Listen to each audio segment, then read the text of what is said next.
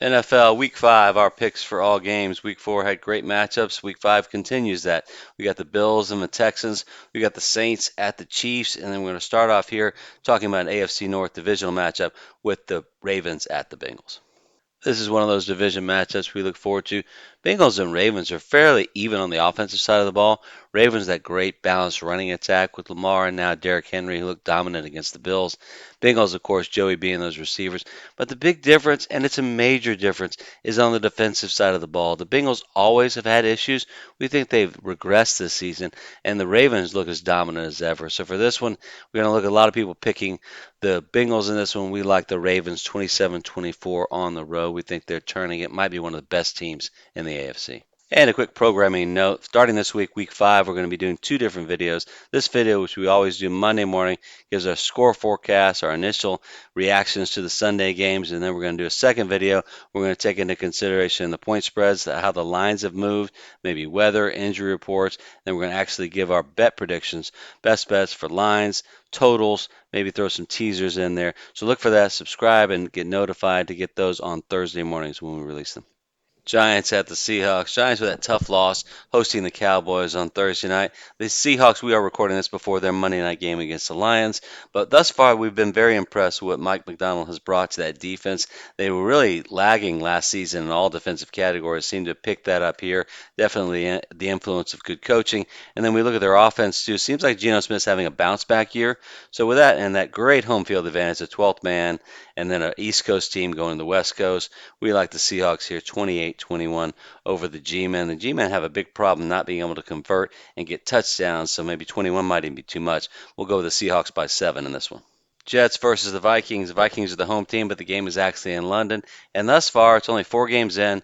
The team we're most impressed with, really surprised with, would have to be the Minnesota Vikings. If you look at the victory over the Packers, they only ended up winning by 2, but don't let the score fool you. They dominated that game early. They were the victims of a really bad interception call as they were about to score another touchdown, then made some stupid plays. Muff punt basically handed the Packers a touchdown. We think they might be one of the top 3 teams in the league so far. Great coaching.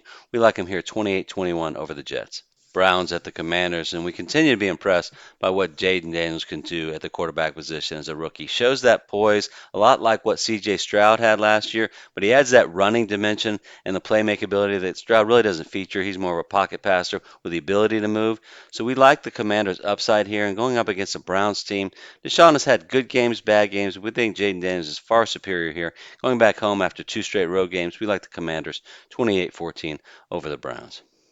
Cowboys at the Steelers. We have a couple setups we really love in this game, both benefiting the Steelers. You have a team that won, Cowboys, going up against a team that lost, Steelers, and then you have a team, Cowboys, back-to-back road games. Like we said, all benefit the Steelers. Beyond that, the Steelers in the second half looked like they were going to just come back and beat the Colts. That one fumble by Fields really cost them. We think they're going to return to form here. It's going to be low-scoring, defensive affair.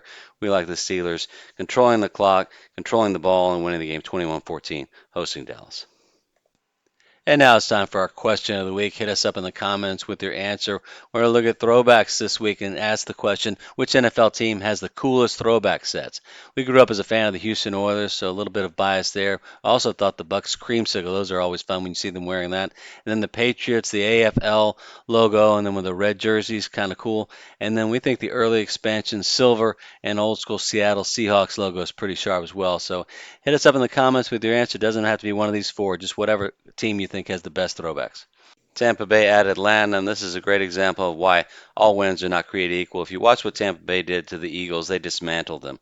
If you watch Atlanta against New Orleans, that was the definition of a lucky win. Special teams touchdown, pick 6, then winning the game on a 58-yard field goal. Can't count on that. We love what Tampa's done this season. The game against Denver, give them a mulligan for that one. We like the Buccaneers winning this one 27-21 in this tough NFC South rivalry game. The betting tip of the week, we want you to look for division road underdogs to get some value. Last week, we had the Vikings as 3-point underdogs. Saints as 3-point underdogs. They lost the game, cover the spread. This week, Tampa Bay is 3-point underdogs on the road at Atlanta. Division teams play each other tougher. Vegas doesn't know the winner. They give the edge to the home team almost by default. Colts are the Jaguars. You can make a case that the Jaguars are the most disappointing team in the league so far. We think coming back home facing their AFC South rival. A lot of questions for the Colts at quarterback. Will Richardson play? Will it be Flacco? We also like the fact the Colts won a turnover game. They had two nothing turnover advantage with the Steelers. We think that flips back to the Jags here. Just one of the systems we use. We like the Jaguars here 2014 at home over the Colts. Cardinals at the 49ers. Cardinals with that embarrassing loss to the Commanders.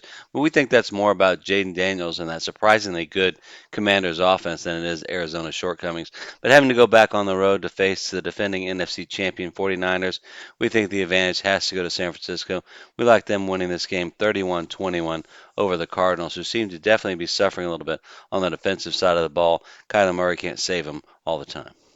The Raiders at the Broncos. And kudos to Sean Payton for a great start to the season. Two straight road wins while being 6.5 to 7 point underdogs. Very impressive, but really the improvement's been on the defensive side of the ball. So I guess give Vance Joseph more credit. We'll share the credit. We like the Broncos winning here 24 to 17 over the Raiders. We're impressed with rookie Bo Nix, but again, that defense leads the way. Dolphins at the Patriots. Historically, the Patriots give the Dolphins all sorts of trouble, especially in New England.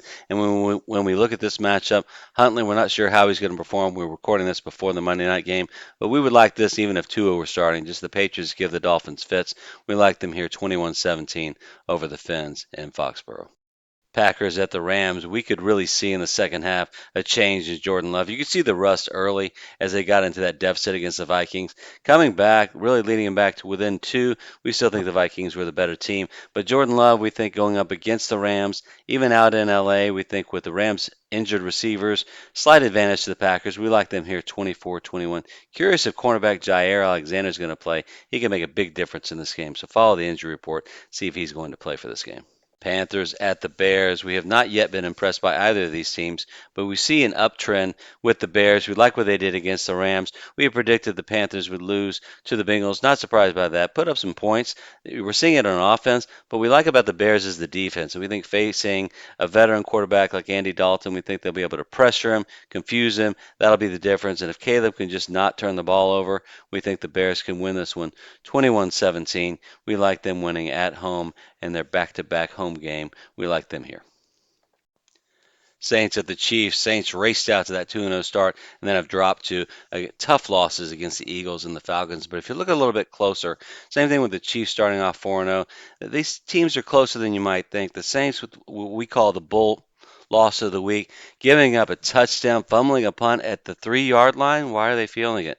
Otherwise, they would have won and then losing on a 58-yard field goal after a questionable 30-yard pass interference penalty.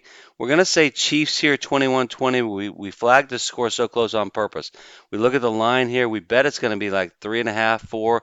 We think you take the Saints on this one. I think they're due for a bounce back win, especially with the Chiefs' injuries. Bills at the Texans, great AFC matchup, and we will caution you. Two of us here are Texans fans, but we still try to give objective picks.